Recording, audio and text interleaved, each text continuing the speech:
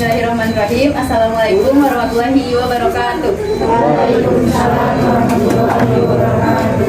Saya perwakilan dari kelompok 2. Di sini kami akan melaksanakan PKM ke-6 yang berjudul Hadis Ditinjau dari Kualitas Sanad dan Matan.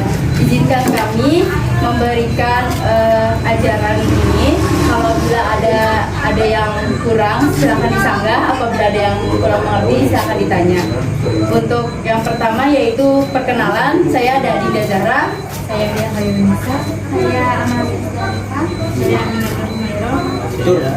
Materi keberapa di Lubis. Dan kameramen yaitu Catur Wasesa. Untuk selanjutnya yaitu pembacaan materi yang akan disampaikan oleh Dea Khairunisa. Waktu dan tempat dipersilakan.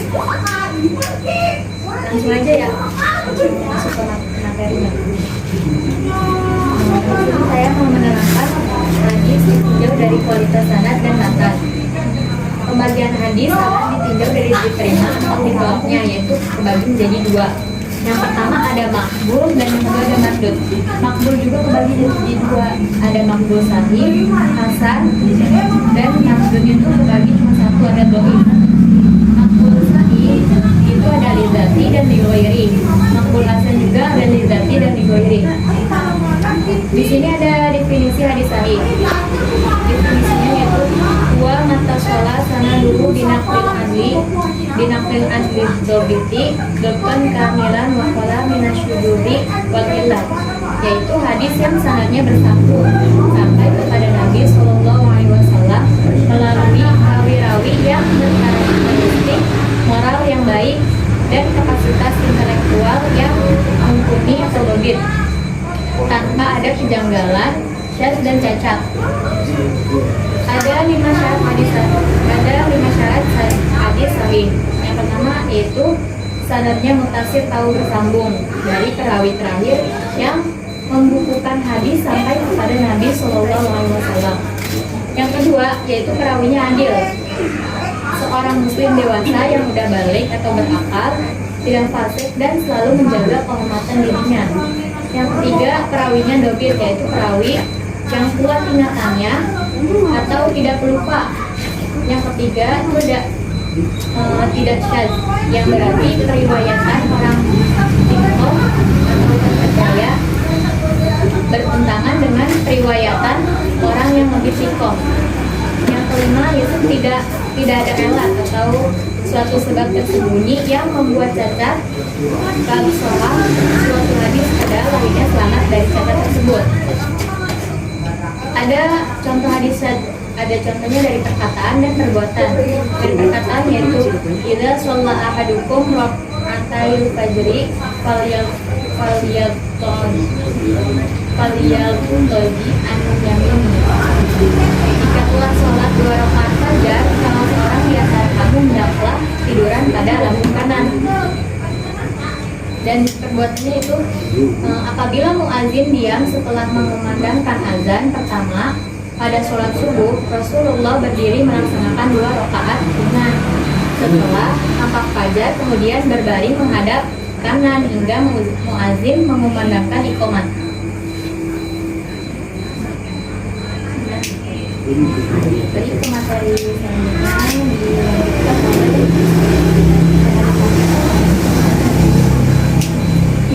baik.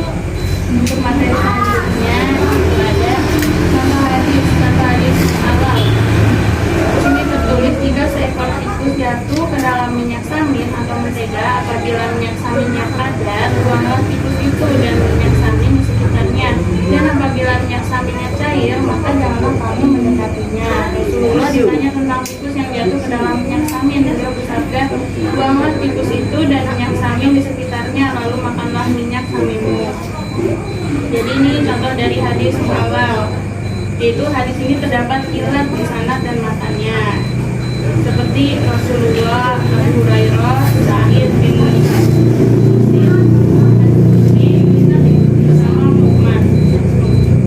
kemudian ada Sahih Lidzati sama Sahih Lighairi. Sahih Lidzati adalah hadis yang memenuhi 5 syarat hadis sahih. Kalau Sahih Lighairi adalah hadis yang mana sifat dobit perawinya kurang sempurna, namun ada periwayatan jalur lain yang sama atau lebih kuat sehingga derajatnya naik dari hasan lidzati menjadi sahih li ghairi. Contoh sahih lidzati ada contohnya, innamal a'malu binniyati wa innamal likulli imri'in ma nawa. Itu ada Rasulullah, Umar bin Khattab, terus Al-Qamah bin Waqqas, Al-Yais, Muhammad bin Ibrahim At-Tamimi, Yahya bin Sa'id Al-Ansar, Sufyan Al-Hamidi, Abdullah bin Zabir, sama Al-Bukhari. Kemudian ada contoh selanjutnya, contoh sahih riwayat, laula an asyqa al ummati la amartum bistiwaki inda salat. Seandainya aku tidak khawatir memberatkan atas umatku, tentu aku perintah mereka bersiwak setiap salat. Itu ada di dalam hadis itu ada Rasulullah, kemudian ada Abu Hurairah. Dibagi lagi menjadi dua, ada Al-A'raj, Abu Zanad, dibagi lagi menjadi dua, Malik sama Abu Khalid. Kemudian ada Sufyan bin Ainiyah sama Muslim. Itu sahih lidzati ya, yang sebelah kanan. Kalau yang sebelah kirinya ada Abu Salamah, kemudian Muhammad bin Umar, Abdul bin Sulaiman, Abu Khalid sama At-Tirmidzi. Itu Hasan, Sahih Hasan naik tingkat menjadi Sahih Bukhari. Kemudian untuk hadis Hasan ada definisinya. Huwa mata salah sanaduhu binaqlil adli atau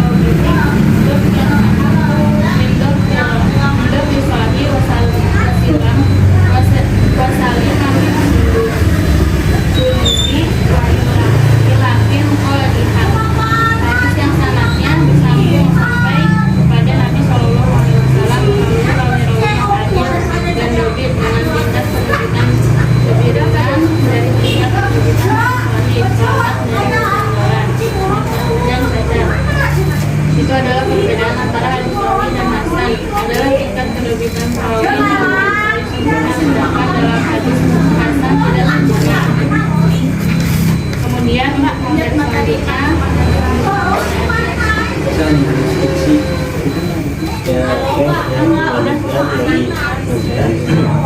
di sini ada pembagian hadis hasan, hadis hasan lidzati, juga ada hadis hasan li ghairi. Contoh dari hadis lidzati adalah hadis yang memenuhi 5 syarat berikut. Yang pertama, sanadnya bersambung. Yang kedua, perawinya adil. Yang ketiga, perawinya dhaif ringan.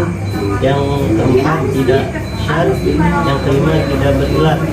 Ini contoh dari hadis hasan li ghairi adalah hadis dhaif jika diriwayatkan melalui jalan yang sanad lain yang sama atau lebih kuat. Contoh dari hasan lidzati, rojuhu Tirmidzi qala sana bindaru sana tahyad nu sa'id qotani kana bahja bin hakim qala hadatsani abi al-jiddi qala qultu ya Rasulullah min abaru qala ummuka qultum sumaman qala ummuka qultu sumaman qala ummuka qultu sumaman qala summa abaka summa akroba. Di semuanya dari Rasulullah, Muawiyah, Hakim,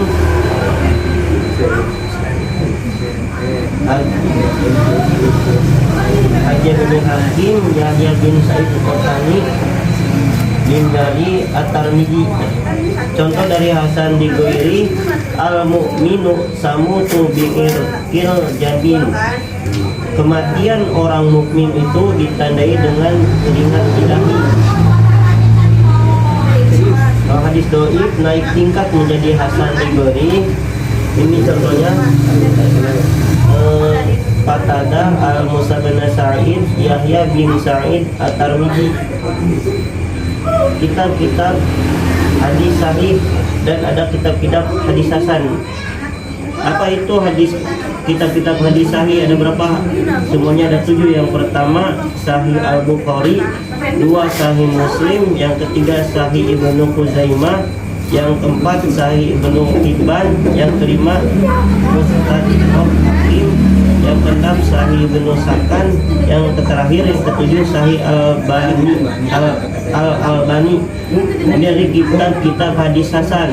Semuanya ada 5. Yang pertama Sunan Abu Dawud, yang kedua Sunan At-Tirmidzi, yang ketiga Sunan An-Nasai, yang keempat Sunan Ibnu Majah, dan yang terakhir yang kelima Sunan Daruqutni. Ini definisi hadis dhaif.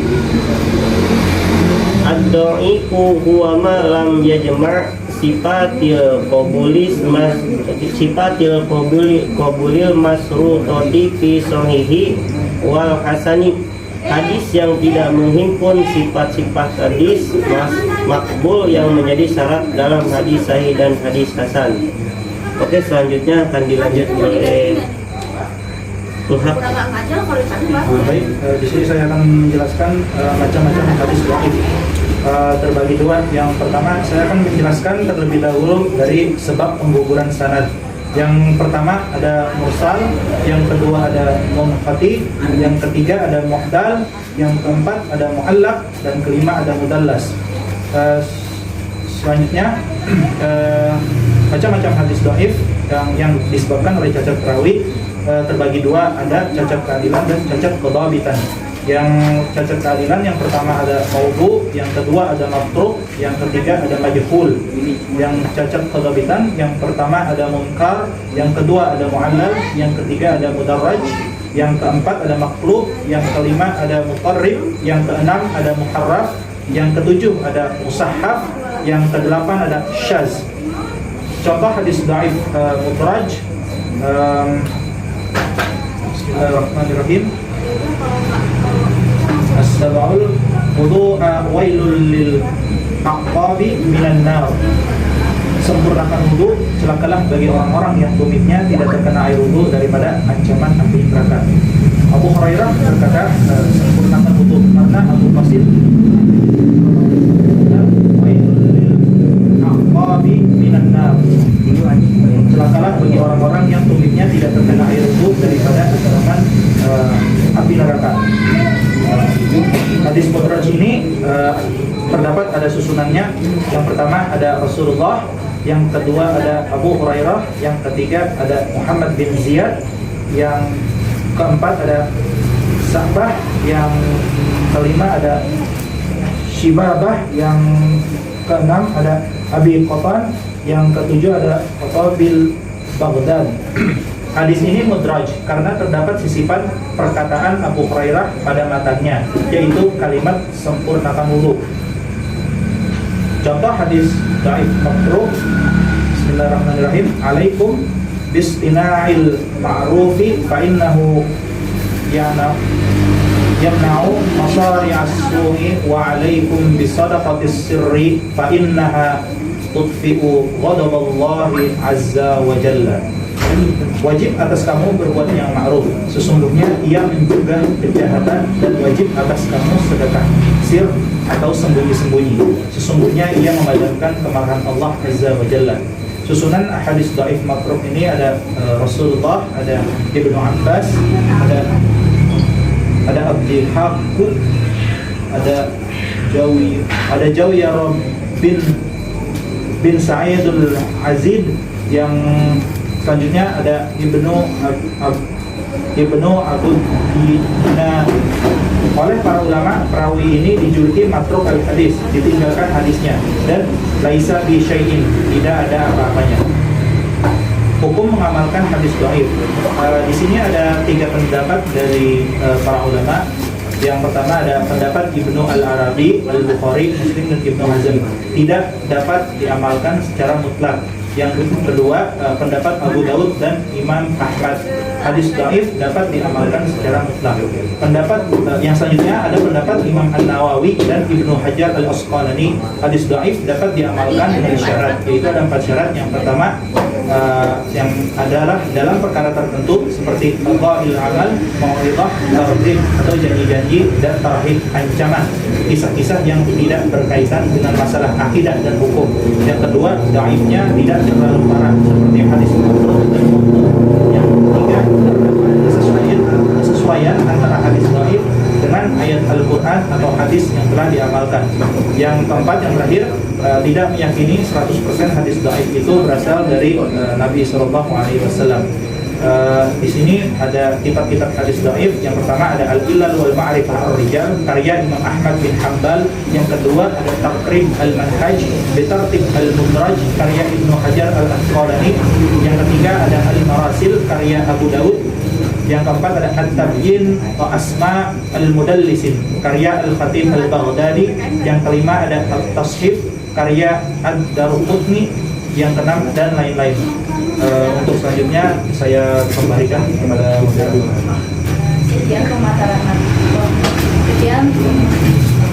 Sekian pemaparan materi dari data-data dan abang-abangnya.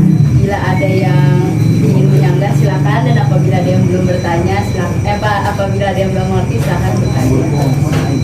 Ada yang ingin menyanggah atau bertanya, dipersilakan 2 orang. Stop.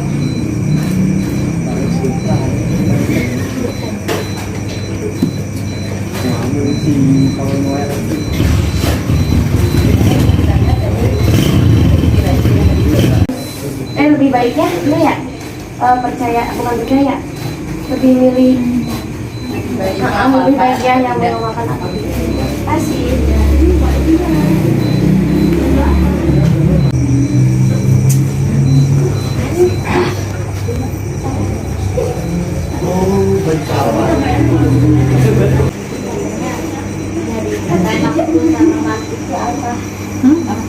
Apa bisa dihilangin pertanyaannya? Kata dari makbul sama maksud artinya apa? Baik, di sini saya akan menjawab tadi pertanyaan dari yang pertama, bolehkah mengamalkan hadis-hadis dhaif? Jadi hadis-hadis dhaif itu kan hadis yang lemah, jadi tidak bisa ditentukan asalnya dari Rasulullah SAW atau tidak. Para ulama sepakat tidak boleh dipakai, ini kata ulama ya, tidak boleh dipakai dalam perkara akidah dan hukum agama. Adapun penggunaan hadis dhaif itu untuk perkara menggalakkan atau merangsang manusia untuk melaksanakan fadilul amal atau amal-amal yang utama seperti akhlak, kelembutan hati dan yang lainnya. Maka para ulama itu berbeda pendapat. Jadi ulama itu pada beda pendapatnya. Ada yang bilang kalau hadis dhaif ini kan hadis yang lemah, jadi lebih baik jangan digunakan gitu, karena dia itu belum dari Rasulnya langsung gitu. Terima kasih. Baik, saya akan menjawab pertanyaan yang selanjutnya. Apa sih hadis maqbul dan mardud? Maqbul itu adalah hadis yang dapat digunakan sebagai hujah dan dapat diamalkan dalam kehidupan sehari-hari. Dan hadis mardud adalah hadis yang ditolak kedudukannya sebagai hujah dan ditolak pengalamannya dalam kehidupan sehari-hari. Kurang lebihnya mohon maaf. Wassalamualaikum warahmatullahi wabarakatuh. Waalaikumsalam warahmatullahi wabarakatuh.